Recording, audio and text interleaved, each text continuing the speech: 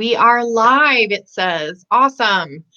So just wanted to say hello to you guys this morning and introduce a good friend of mine. Her name is Renee. And we're going to talk a little bit about autoimmunity and how it starts and some of the pathophysiology behind it. I want to tell you guys this is the first time I'm using this streaming app, so I'm hoping that it's working well, and I can't really tell on the computer screen the way it's set up. So if this doesn't go off very well, then my apologies right up front, but we're gonna give it a try this morning. So I'm hoping that this works out well. As you guys know, my name is Dr. Christina Campbell, and I'm a functional medicine physician. And I work primarily with autoimmunity, and sort of where my passion lies, given my own diagnosis. And I know yesterday I told a little bit about my story and how I came to be here in this space working with autoimmune patients. And I wanted to talk a little bit about the pathophysiology of autoimmunity this morning. And one of the things that many people don't realize is that once you're diagnosed with an autoimmune disorder, you've actually had a lot of things going wrong in your physiology for a long time. It's kind of like that last straw where your body says, that's it, I give up. And that's when you get that diagnosis. And so there's a lot of things that we look at as functional medicine physicians for prevention, and also when we're trying to reverse some of these symptoms after you've been diagnosed. And a lot of it has to do with inflammation in the body. That's kind of where it begins, oxidative stress. So those are two areas that are really key. And as we're talking about in this particular 21-day reset, a huge part of our inflammation or our level of inflammation really begins in the gut. And part of the reason for that is because we get inflammation in the gut either from something we're eating or, our diet, nutrition, or we are somehow bombarded with, microbes that we weren't supposed to be bombarded with. And, maybe that happens with travel. There's other connections too with traumatic head injuries as well. So there's a lot of ways that it begins where you start with this dysbiosis. There's a lot of things that can create that picture of dysbiosis. But once it's started, what happens is in the gut is lined with skin, just like the outside of our body. On the inside, we have skin cells that we call enterocytes. That's the fancy word for the skin cells in our gut. And these cells are really brought together super tight like this, right? They sit together very, very tightly. And this is called the tight junction down under my thumb here. And each cell has this super tight junction, and it's supposed to be kept right next to each other so that proteins don't get across that aren't supposed to. And anything that does get across is supposed to go through the cellular membrane, not in between. And what happens when we develop dysbiosis is the microbes create inflammation, or when we're eating the wrong things, or when we have chemicals in our food or water, or when we have a traumatic brain injury and it affects our gut through the vagus nerve. Whatever the reason is, what happens is once it starts is these tight junctions start to separate. And when that happens, and you can imagine what that would look like on your skin, right? You would have openings in your skin, and that you can imagine that would not be, there'd be a lot of things getting into your body that shouldn't be, because now your barrier is broken down. It's the same thing here. And what happens is you start to develop, a lot of times you develop food sensitivities and chemical sensitivities first, long before you're diagnosed with an autoimmune disease. And you may not even realize that you have food sensitivities because the symptoms initially can be very subtle. And then they develop over time. And what happens is those proteins, big, large proteins, and I'll take, for example, gluten, because that's one that we're getting rid of in this particular time, and one that probably we all should always get rid of, something that you should keep for the rest of your life, not necessarily just for 21 days. Gluten is a very long protein, and it comes from wheat. And so there are wheat and grains, and there are some other areas you can get it. And a lot of food additives, processed foods, a lot of times they're adding it. And we just got done with Thanksgiving. There's another place they add it. They actually will inject it into the turkey meat sometimes. So you have to be really careful where you source your meat. And they do that with the rotisserie chickens at the grocery store too. So if you guys aren't aware of that, be aware. They sneak it in all kinds of places, and on your French fries. to make them crispier. So it's not just potatoes fried in grease, it's actually got gluten in it too. Anyway, this big long protein will come across that opening, and then the body develops antibodies to it, because the body thinks, oh my goodness, what is this foreign protein that's not supposed to be inside of me? And it develops antibodies to address that. And so you begin with an immune response to this protein coming across. And then you start releasing cytokines, and you start releasing all of these inflammatory mediators that create inflammation. It's supposed to be a healing response, but because this tight junction is not closed and it continues to flow things across that aren't supposed to, you can see where you just become in this downward spiral of inflammatory immune system triggers and more inflammation, immune system triggers, more inflammation. And then add chemicals to that, and now you've got increasing oxidative stress. Now you develop food allergies, and the food allergies are going to increase the inflammation. And you just keep going, right? Until all of a sudden your joints are hurting and you have headaches and you have fatigue and nothing is working and you're not focused. And there's a million other symptoms that come along the way, in addition to the GI symptoms that a lot of people have. But some people don't realize that they're having these GI symptoms. They just, maybe they get a little bloating after they eat sometimes, maybe they're a little gassy, maybe this or maybe that, but maybe they're not so pronounced. A lot of times, and for some people, they have more of the extraintestinal symptoms.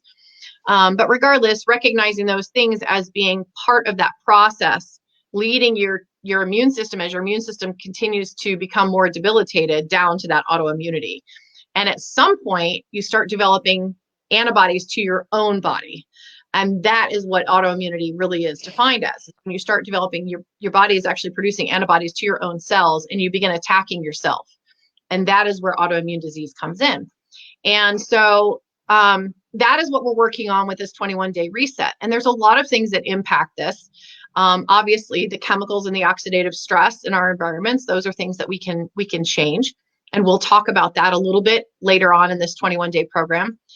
Improving sleep, because sleep is the big recovery time. That's the time that our body takes to detoxify itself, to recover for drainage of all the toxins and biochemical waste products that we make. And that's also when we renew our brain. Super important for preventing Alzheimer's disease is getting enough sleep every night. So those things can impact, but nutrition is really key. So nutrition is really where we start, and that's why we're doing this program. And so when you talk about nutrition, you want to talk about highly anti-inflammatory foods. So foods that actually help to repair the gut while giving us nutrition and give the gut time to stop that inflammatory response. And so that's why the AIP diet is a bit drastic in how many things you give up. But the reason for that is to actually stop that inflammatory process in its tracks and give your gut time to heal or begin healing, and also to shift the microbiome a little bit. And we'll talk a little bit about that more in another day. But the microbiome, as I mentioned yesterday, is where all the little bugs that actually live inside of us and on us. And we actually have a symbiotic relationship with them. When we have the good bugs, we get benefit from that, and they benefit from us, and we have this really great relationship. When we have the naughty bugs in our system, they will actually create disease for us. They put off byproducts that create disease, and so we don't want those guys. We want to get rid of those, and the biggest way to shift that is to shift your diet. And so that's why we're starting where we're starting. And interestingly, the enterocyte, and I mentioned that was the name of the skin cell in the gut. The enterocyte actually only has, the life cycle of that cell is 120 days. So 3 months, you can completely repair your gut. 21 days, you can make a huge impact on how you feel. But in 3 months, you can heal your gut for most people, not everybody. But if you imagine and you're doing all the right things, how incredible that is. And very powerful tool for preventing further disease and for reversing disease that we have now. So that's kind of the physiology, and I don't want to completely go too far today. I'm too geeked out, but I wanted to give you guys some of that information, because knowledge is power. And when you understand what's going on with your body, you start to recognize the symptoms, and then you can start making those changes. And now Renee, who I'm going to introduce to you guys and have her tell her story a little bit. Renee is a friend of mine that I met because of a cool business that she began. But her story is a really neat one. And she comes to the table as an entrepreneur, as a female business owner, who has created some pretty incredible products for those who are on an AIP diet. And I can tell you from personal experience that all of her products are absolutely delicious. And I think I've tried them all now, and they're good. They're really good. And so I wanted to introduce her to you guys. I wanted to let her tell her story, so that, you know, the more people you hear their story about how they're dealing with things similar to you, you start to recognize what you have in common, and that can be very powerful in helping create community and bring people together who are suffering from the same things, and we can all help each other. So without any further ado, Renee, I'm going to let you take it over and tell your story. Yeah. Thank you. Hi, everyone. So my issues, I believe, started when I was a child, because I can remember as a kid having stomach aches all the time. And I just thought it was normal because I didn't know any different, because I was young, and, I just thought that was the right thing. After you had a big meal, you just had a really bad stomach ache after. It wasn't until the last 3 or 4 years, since I haven't had one stomach ache, that I realized, wow, that wasn't really normal. So I think my autoimmune issue started then. I'm not quite sure how. They start when you're that little. I don't know if it's something you're born with. It was something I had as a baby. I don't know. Dr. Christina could probably talk more about that. But um, as I got older, I began to question why I felt so bad all the time. I got really bad acne in high school, and cystic acne ran in my dad's family. So as soon as my mom started seeing the signs of the cystic acne coming out, she put me on Accutane. I went on all this acne medication. None of it worked, so I went on Accutane, which I think now in hindsight totally destroyed my gut health, because it is such a strong drug. Um, Furthermore, I had terrible allergies as like a high school into my 20s. I was on allergy pills. I was on nasal sprays. I had allergy shots. And let's see, pills, nasal sprays, shots, and there was one other thing. I don't for years. And probably, yes. And, did they go away? No. It was just Band-Aids after Band-Aids after Band-Aids. And it wasn't until I was about to get married and I wanted to get in shape. And so I was killing myself at the gym, working out all the time. And I still was like, why isn't this weight coming off? Why do I feel so bloated? Why am I, killing myself at the gym, and I just feel terrible? And my trainer had told me, you should try going without gluten. And I was like, oh, right, this fad diet, why? That's just a fad. It's not for real. And I had gotten fed up enough, and she's like, just try it. So I did. I tried it. And the first week or two, I noticed a drastic difference in my bloating, huge. And I was like, wow, I'm onto something. But then a second layer appeared. And what I've learned is once you kind of fix one thing, something else will present itself. There's layers of things. And so the next thing was still my allergies, but they got worse.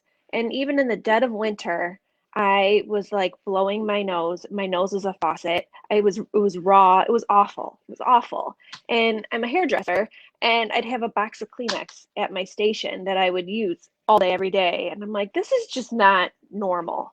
And by the grace of God, I had a client come into my chair, and I'm talking to her about it, and she was going through some health stuff. And she's like, I know what you're allergic to. And I was like, tell me, what? And she's like, nightshades. And I'm like, what the heck are nightshades? I had never heard the term before. And they are peppers, eggplant, potatoes, and why am I blanking out on all these things? Tomatoes. Tomatoes, thank you. How could I forget? All good. And she said, I think you're allergic to those. And just a light bulb went off, and I'm like, I had been eating a ton of hummus and peppers because I had gone gluten-free. I was eating all of these snacks to compensate for the crackers and the bread. And it's like, oh my gosh. So I cut those out, and amazing response. Like within days, gone. And I'm like, oh my gosh, there is like something going on here. And I had been talking to another client, and she's like, you need to go see Dr. Nori. And Dr. Nori was an integrative medicine doctor out of Beaumont. And I had never heard of functional medicine or integrative medicine before. And I was like, sign me up, I'll do it. And she said, it'll take a long time to get into her, but in the meantime, read this book. And she gave me a book called The Autoimmune Solution by Amy Myers. And I was reading it, and it just like everything made sense. She breaks down autoimmunity, and she breaks down what you're feeling and why. And at the end, she gives this 30-day protocol. And basically, it's starting the AIP diet, and it's eliminating a lot of stuff. And it was like, there's no way I can do this. Like, you basically, all left you can eat is chicken and fish and meat and vegetables and fruits. And I had to eliminate caffeine, which I was a 3 Starbucks a day girl to get through my days. I haven't had caffeine in 4 years. I had to eliminate sugar, which was really hard. That was probably the hardest one because your body becomes so dependent on it and used to it that withdrawing it is hard. I mean, but now I haven't had sugar in 4 years. I've had natural sugars, but not, other kind. Um, no grains, no corn, no legumes, no nightshades, no dairy, no eggs. Um, you know, it's hard, but it is definitely worth it. And I can honestly say I've never turned back. I still follow a pretty strict AIP diet. I have reintroduced a few things, which they say is really important for variety. And I've tried to reintroduce eggs. They still don't work for me.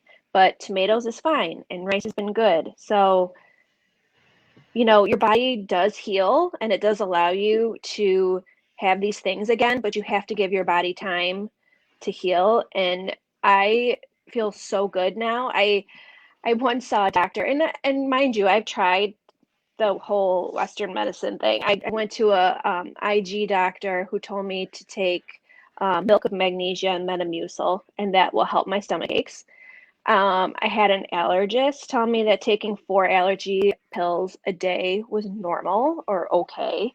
I haven't taken an allergy pill in 4 years. I haven't, like I said, had a stomach ache in 4 years.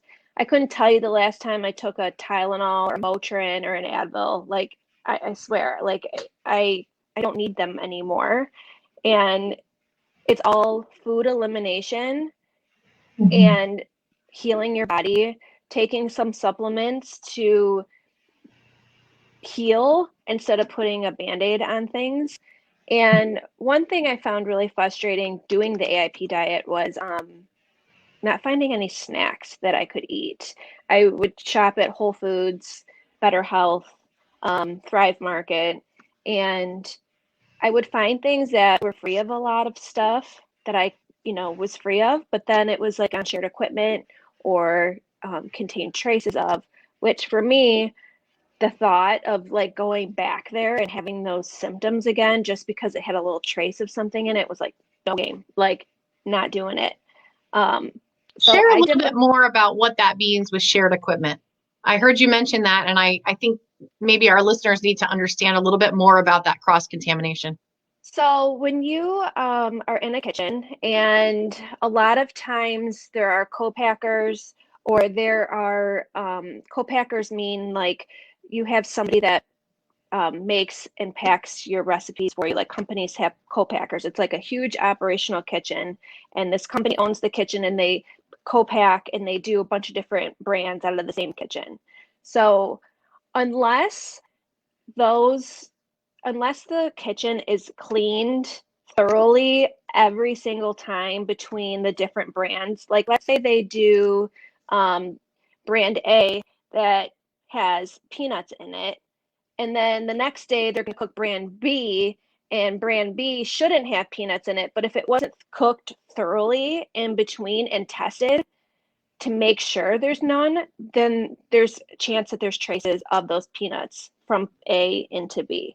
So they put that on there because they are cooking multiple, either the same company is cooking multiple different things out of the same kitchen where there's chance of cross-contamination, or like I said, it's like a co-packer situation where they're cooking different recipes from different brands out of the same kitchen and it's not getting cleaned thoroughly in between.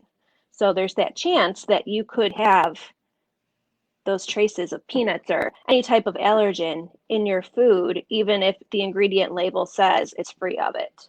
Does that make sense? Did I explain that correctly? You did great. You did Okay. great. And that's where cooking your own food and sourcing it well Yes. really comes into play. And it's unfortunate that we have to leave some of that convenience behind because our lives are busy and it is hard sometimes to do that.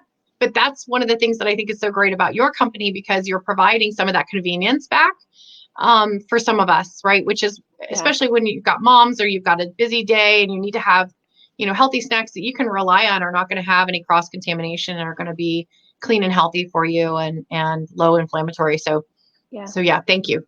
I didn't mean to interrupt your story, but I really wanted to, I think that's a really important point to make, because that carries over into everything else.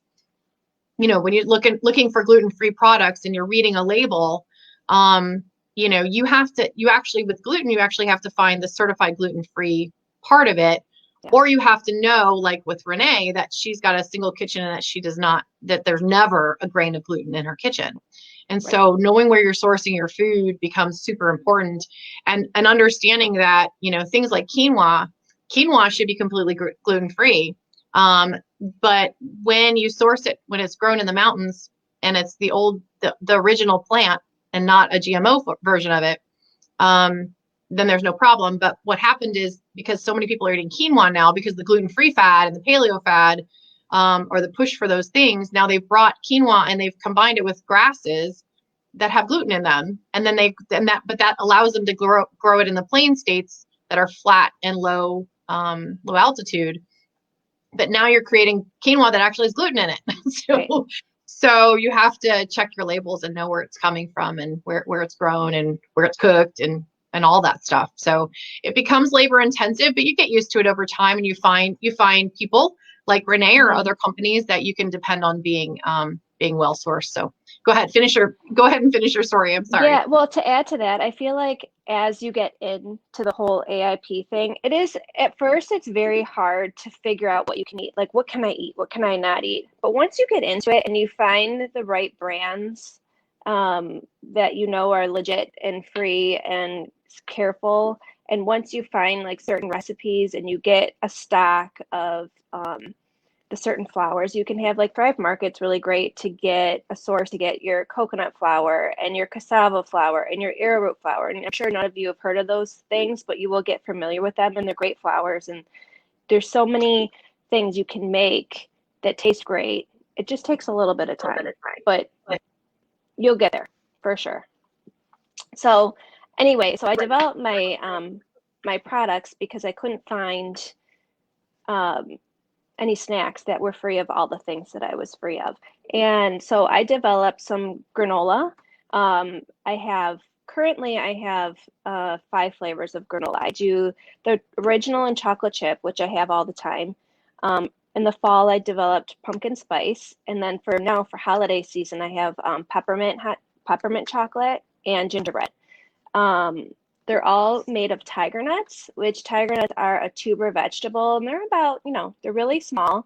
They grow in the ground, and there's no allergy attached to them at all. And you can buy them whole, and you can buy them sliced, or you can buy them in flour. Tiger nut flour is really awesome to bake with. It's really nutty tasting and sweet, and it's really great. I bread chicken in it, and I do a whole bunch of things with it. And then I also developed crackers that I have 3 different flavors of those. I have garlic, chive, and rosemary, and they're just so good. They're crunchy and they're very flavorful, and you would never know the difference. And I developed them because like I said, I was sick of not having snacks and just something to munch on, or if you go to a party and there's appetizers out and you can't have anything, now I bring some crackers. And um, I do have a website and I do have a Facebook page and an Instagram page. Unfortunately, um, I'm making them out of my home still. I'm not in an FDA certified kitchen yet. I'm still looking for a space. So you cannot buy them off of my website. What you can do is on my website, there's a order form. And if you fill that out with your name and your email and what you would like to purchase or any type of questions, I will get them and I can respond to you. Or you can message me through Facebook. You can message me through Instagram. To place orders. But for all of you guys in this group, I am offering 10% off your order and free sample size for the first 5 orders for you guys. I just, it's been a journey and I want to help you guys through it. If there's anything I can, if you have any questions for me, I've been doing this for a while. It's been about 4 years and it gets easier, and I'm telling you, you'll never turn back. You will feel so much better. My skin has cleared up. I have no more allergies. I have no more stomach aches. Um, as a matter of fact, my daughter right now is going through some things where she has really bad sinus congestion all the time. And, most people would just take her to an allergist and say, hey, she's got allergies. I'm so sick of hearing about allergies. She's got allergies. She's got allergies. And I'm like, no, I know it's not allergies. It's something going on in her body. And we're eliminating gluten and it's clearing right up. So, anything that you may think you need a pill for, I urge you to look deeper into functional medicine, looking into the food that you're eating, and try and heal yourself that way instead of going to the medicine and prescriptions and all of that. Yes, amen. Yeah, it's incredible. It's incredibly powerful how our bodies are set up. We really have multiple mechanisms to heal ourselves. We just have to provide our bodies with the right environment to do it. And that's where functional medicine comes in. Thank you for saying that. And actually my practice is 100% telehealth. So anyone who's interested in that, I will be actually giving out a coupon at the end of this course, so that you guys can use that towards the functional medicine program. If you want to work with me, I'd love to work with you. And get to kind of the bottom, the root cause. So there's a couple things you said, and I wanted to just circle back and give some understanding of why some of those things can happen. So you mentioned that you were born, and when you were very, very young, you started having these problems, and which made you feel like, well, this is just normal because you've had it for so long, right? You had no idea.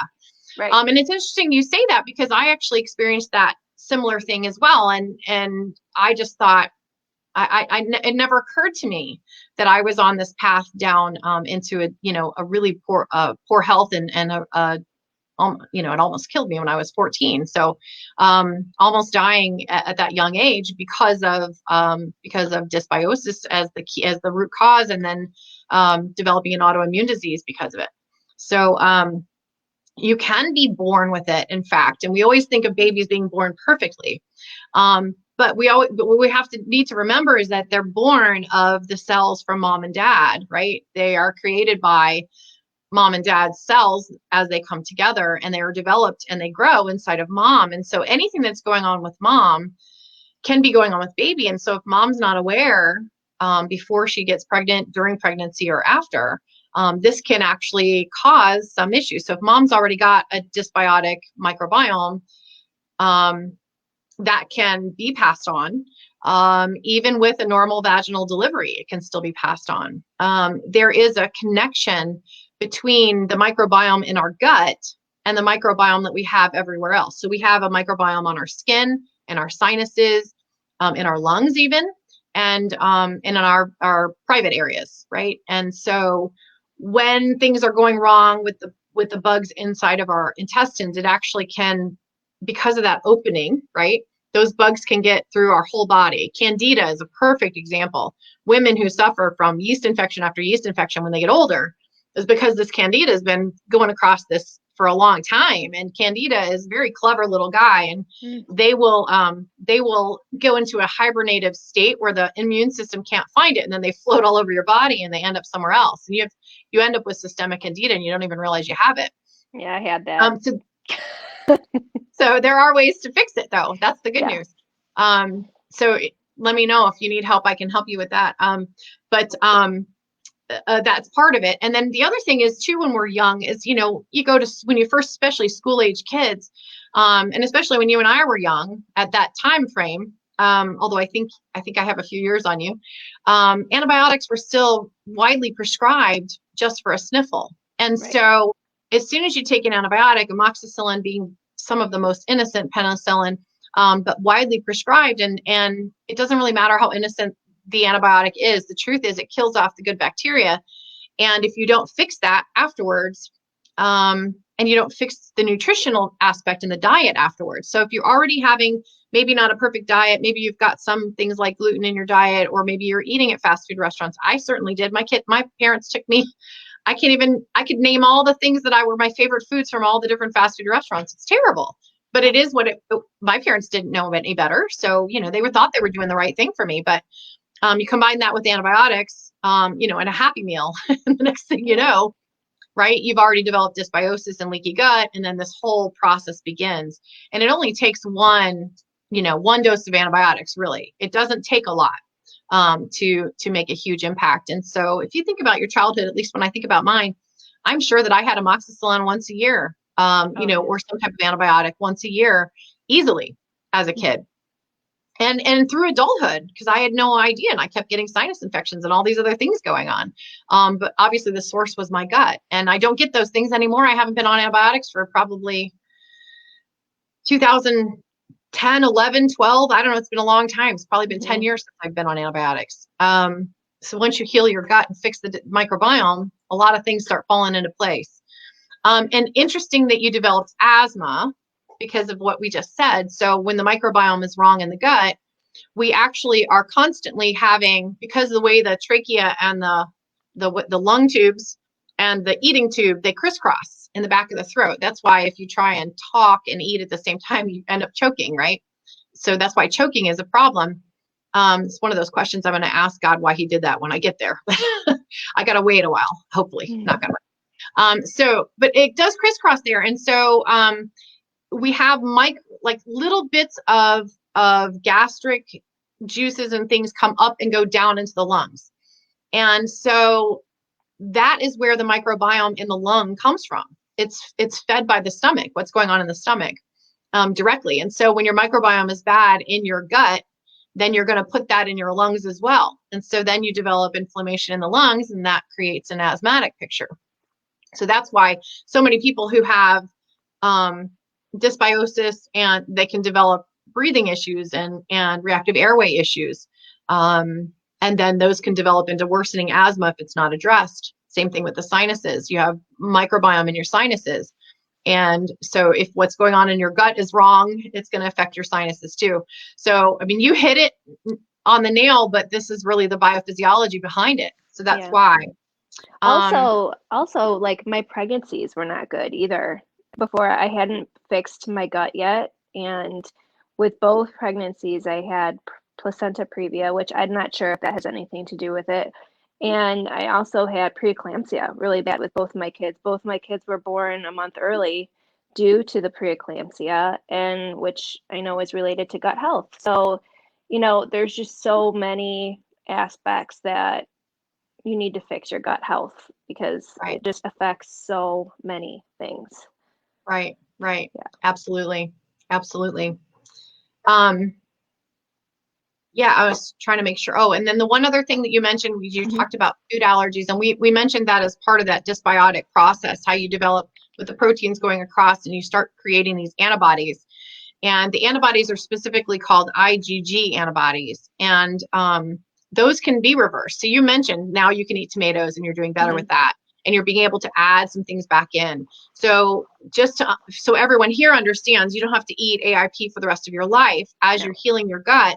And these tight junctions begin to reform, and the cells are working the way they should, and the inflammation is down. Then you can begin, you can actually stop those IgG production. So that IgG will go away, interestingly, in a 3-month time. So just like the enterocyte's lifespan is 120 days, is, about 3 months, so is the IgG. And so that begins to decrease after 3 months of not being stimulated. So once you heal your gut and you stop stimulating that antibody production, the antibodies go away. And so if you leave that be for a few months and then come back to it and try and reintroduce the food, and you can see if you have symptoms or not. And a lot of times those will go away slowly over time.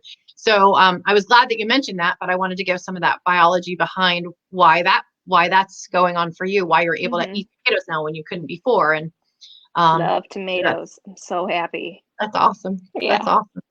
Yeah. So thank you, Renee, for spending your time with us this morning. I really appreciate it. For you guys, if there's anyone on live, we can't see the comments here. So our apologies if you're asking questions and I can't see them, unfortunately. And that may be because I haven't figured out how to set that up yet. And I will work on that if we use this again.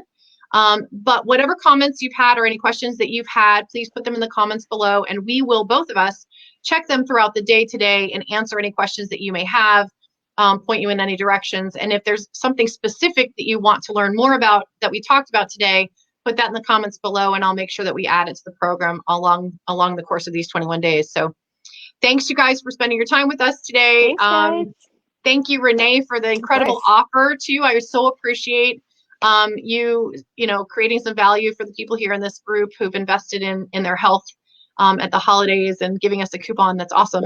Yeah, you're welcome. And the first 5 people, I don't know if you guys heard that, the first 5 people will get an extra little gift along with it just for free. So a little sample size of one of the flavors or one of the products. So yeah, I will not be one of the first 5. I will let you guys take that, although it's tempting. All right. And actually now you have 2 flavors I haven't tried, Renee. So you said that. I was like, darn it, I thought I had them all. Yeah, I just launched them after Thanksgiving. So that's fantastic. Yeah. That's fantastic. So well, now I have something else to look forward to when I'm out of products, then I'll order them today. Definitely.